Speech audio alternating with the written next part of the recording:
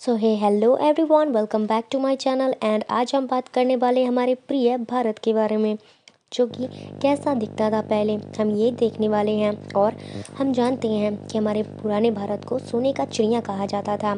और ये भी जानते हैं कि हमारे देश में जो भी कपड़े और मसाले होते थे वो पूरी दुनिया भर में बिका करते थे। पूरा देश भारत पर ही निर्भर रहता था इन दोनों चीज़ों के लिए, और भी बहुत सारी चीज़ें थी। उस समय के जो लोग थे वो ऊपर इमारतों में नहीं बल्कि मिट्टी के कच्चे आसियाने में रहा करते थे, और कुएं वो नदियों से पानी पिया करते थे। प्राचीन भारत के लोग इतने कुशल कारीगर थे कि बिना किसी मशीन की सहायता से खूबसूरत कलाकारी किया करते थे। तब भारत में नोट नहीं बल्कि सामान के बदले सामान से ही आदान प्रदान हुआ करता था। उस वक्त भारत की अधिकांश जनता शहरों में नहीं बल्कि गांव में बसा करती थी। इसी के चलते पुरानी यादें ताज़ा कर हम आज आपको मुलाकात कराएंगे भारत के पुराने लोगों से। आशा है कि आपको वीडियो पसंद आएगा। अगर पसंद आए तो प्लीज़ एक लाइक, कमेंट, शेयर, सब्सक्राइब ज़रूर करें। इतिहास कभी भी बुरा नहीं होता, मतलब होता है पर हमेशा नहीं होता। उसमें कुछ ऐसी यादें बसी होती हैं जिन्हें याद कर हम फिर से मीठी यादों को खो देते हैं। 1000 साल पहले की अगर बात करें तो यह वह समय था, मध्यकालीन युग में आता था। यह वह दौर था जब भारत में भारतीय शासन राजा कर रहे थे, बल्कि कई विदेशी शासकों ने यहाँ आक्रमण कर अपना शासन चलाना स्टार्ट कर दिया था। दरअसल भारतीय शासकों में उस वक्त एकता का अभाव था। हर कोई अपनी मर्जी से देश को चलाना चाहता था, इसलिए देश के अलग अलग राज्यों में भिन्न शासकों का शासन चल रहा था। इसी बात का फ़ायदा उठाकर यहाँ विदेशी शासन अपना शासन किया करते थे, इसीलिए आक्रमण करने लगे। 1000 साल पहले भारत के पल्लवों, चौरसिया, पांडवे और चालुक्य के अलावा राष्ट्रकूट जैसे राजवंशों का राज हुआ करता था। 1000 साल पहले होने वाले व्यापार पर नज़र डालें तो तब आज की तरह बड़ी बड़ी फैक्ट्रीज नहीं हुआ करती थी। उस वक्त भारत में केवल कपड़े, मसाले और खाना पीना की चीज़ें ही व्यापार किया जाता था। भारत में इन चीज़ों की कितनी पैदावार होती थी कि दूसरे देशों में एक्सपोर्ट किया जाता था। ताज़ा जानकारी के मुताबिक तब दुनिया में भारत का गुड्स एंड फूड सर्विस का 30% का योगदान था। वहीं दुनिया में चीन का 50% और यूरोप का 11% का योगदान था। इसीलिए आज से यह माना जाता है कि उस वक्त दुनिया में सबसे ज़्यादा जनसंख्या इन तीनों देश में ही फंसी थी। अमेरिका, लैटिन अमेरिका, ऑस्ट्रेलिया और नॉर्दर्न एशिया में काफ़ी कम जनसंख्या थी। प्राचीन भारत में अधिकांश व्यापार सामान के बदले सामान पर ही निर्भर थी, यानी कि अगर आपने कुछ सामान खरीदा तो आपने पास मौजूद सामान को देखकर दूसरी वस्तु खरीद सकते हैं। मतलब अनाज के बदले फल व सब्जियां या फिर कपड़े, बदल और बर्तनों आदि खरीद करते थे। उस वक्त मुद्रा काफ़ी सीमित संख्या में ही थी और सीमित लोगों के पास ही हुआ करती थी, इसलिए लोग अपनी ज़रूरतों का पूर्ति एक दूसरे को सामान ले देकर किया करते थे।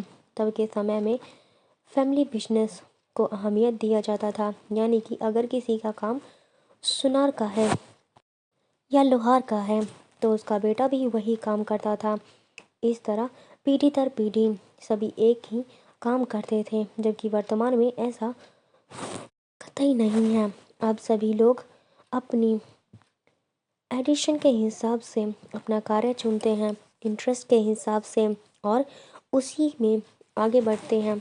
1000 साल पहले आज की तरह शहरों में मंडी और बाज़ार हुआ करते थे, जहां आधुनिक भारत में एक सुई से लेकर के मोबाइल फ़ोन तक सभी सामान की अलग रख दुकान होती थी। वहीं प्राचीन भारत में केवल सोना, चांदी, कपड़ा, इत्र और बर्तन के अलावा खान पान की सामग्री जैसे फल, सब्जियां, अनाज आदि की दुकानें हुआ करती थी। उस वक्त लग्जरी आइटम्स की दुकानें नहीं हुआ करती थी। खेती और पशुपालन ही लोगों का मुख्य व्यवसाय हुआ करता था।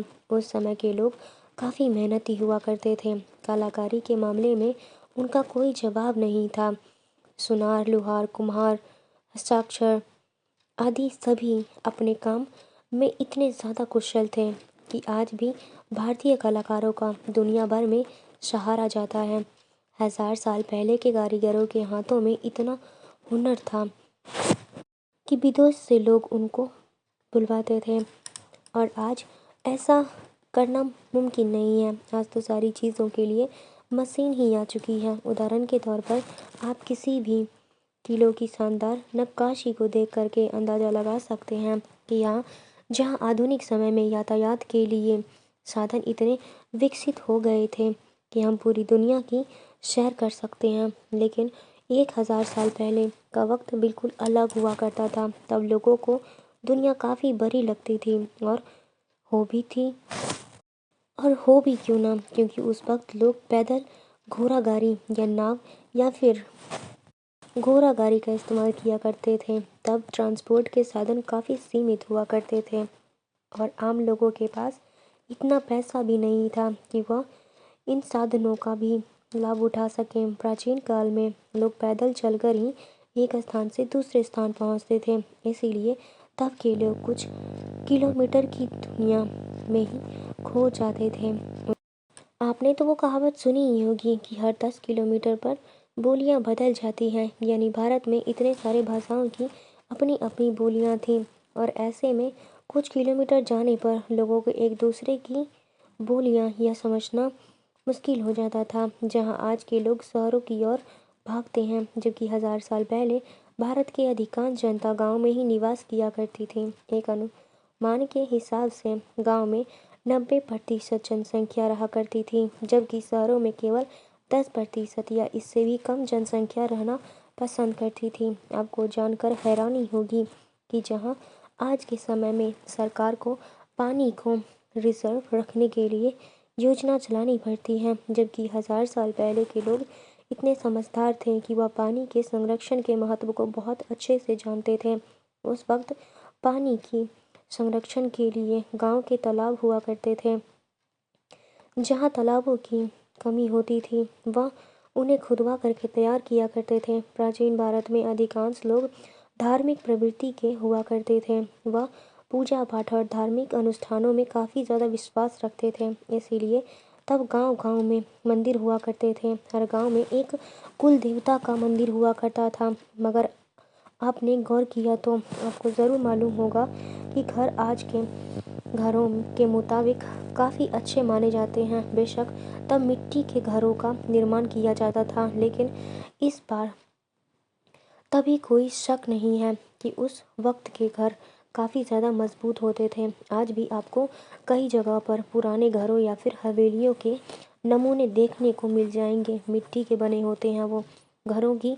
एक खासियत भी होती है कि उन घरों में ठंडक महसूस होती है, जबकि वर्तमान में कंक्रीट और सीमेंट के बने मकान गर्मियों के दिनों में इतने ज़्यादा तप जाते हैं, जिसमें बिना पंखे, कूलर या फिर एसी का गुजारा नहीं हो पाता। आपको बता दें कि सीमेंट से निर्मित घरों की आयु 50 साल होती है, और सालों बाद इन मकानों के दरारें और चिल्लाने लगती हैं। जबकि प्राचीन समय में चूने और मिट्टी से तैयार मकानों की उम्र तकरीबन 200 से 3 साल हुआ करती थी। ऐसा बिल्कुल नहीं है कि प्राचीन काल में लोगों के बीच झगड़े या फिर विवाद नहीं हुआ करते थे, मगर तब उनका फैसला कोर्ट नहीं बल्कि राजा सुनाता था। राजा राज्य के बड़े फैसले के लिए राजा ही उत्तरदायी होता था। छोटे मोटे समस्याओं के लिए पंचायत हुआ करती थी, पंचों द्वारा वो ठीक किया जाता था। गांव की लड़ाई झगड़े या फिर किसी भी छोटी समस्या आदि का निपटारा पंचायत सरकार द्वारा ही, यानी कि पंचायत के सरपंच द्वारा ही किया जाता था। एजुकेशन पर नज़र डालें तो 1000 साल पहले आज की तरह बड़ी यूनिवर्सिटी या फिर स्कूल नहीं हुआ करते थे। तब गुरुकुल में बच्चों को शिक्षा दी जाती थी। उस समय वे सात्विक को अधिक महत्व दिया करते थे। तक्षशिला में वैदिक साहित्य के साथ 18 शिल्पों की भी शिक्षा दी जाती थी। विद्यालयों उस समय विद्यार्थियों को एग्रीकल्चर, गणित, एस्ट्रोलॉजी, चिकित्सा जैसे विषयों को पढ़ाया जाता था। इस तरह विद्यार्थी साहित्य का अध्ययन करके स्वतंत्र रूप से अपनी जीविका कमाने योग्य बन जाते थे। एक और अहम बात यह है कि उस वक्त लिखित के बजाय मौखिक शिक्षा अधिक प्रदान जाती थी। 1000 साल पहले के दौरान लोग जाति और धर्म को बहुत मानते थे। छोटी जाति के लोग बड़ी जाति की लड़के और लड़कियों से विवाह नहीं कर सकते थे, उनकी इजाज़त नहीं थी। समाज में लव मैरिज जैसे कोई शब्द नहीं हुआ करते थे। उस वक्त सिर्फ अरेंज और तवज्जो में दी जाती थी। उसमें भी एक गांव, एक गोत्र के लड़के या फिर लड़कियों की शादी आपस में नहीं कराई जाती थी। दोनों का अलग अलग गांव से होना ज़रूरी था। हालांकि तब सबसे नज़दीकी गांव में शादी कर दी जाती थी। उस वक्त शादी समारोह 1 या 2 दिनों में नहीं बल्कि 1 हफ्ते तक चलती थी। इनका एक अहम कारण भी था। तब यातायात के साधन बहुत ही सीमित थे। बारात बैलगाड़ियों से निकलती थी। बेशक उस वक्त लोगों के पास काफ़ी सीमित साधन थे, लेकिन वह एक खुशहाल और चैन की नींद सोते थे। जबकि आज का इंसान इतनी तरक्की करने के बावजूद भी डिप्रेशन और बीपी जैसी बीमारियों से पीड़ित है। खैर दोस्तों, 1000 साल पहले कुछ ऐसा नज़ारा हुआ करता था। अगर आप प्राचीन भारत के बारे में और अधिक जानना चाहते हैं तो हमें कमेंट करके पार्ट 2 ज़रूर करें। और साथ में आपको वीडियो में क्या गड़बड़ लगता है या आपको क्या अच्छा लगता है, सबसे बेस्ट पार्ट कौन सा था, और आप क्या गांव में रहते हो या शहर में रहते हो, कहाँ से मुझे सुन रहे हो, कहाँ से वीडियो देख रहे हो, प्लीज़ ये सारी बातें हमें कमेंट करके ज़रूर बताइएगा। और आपको मेरी वीडियो कैसी लगती है ये भी बताइएगा। और ये वीडियो आपको अच्छा ज़रा सा भी लगा हो तो प्लीज़ एक लाइक, कमेंट, शेयर, सब्सक्राइब ज़रूर कर दें। ख़राब भी लगा हो तब भी डिसलाइक कर दो, कोई बात नहीं, कमेंट में भी बता दो कि ख़राब है। तो कुछ ना कुछ किया करो। तो मिलते हैं अगली वीडियो में, तब तक के लिए अलविदा, बाय बाय, गुड बाय।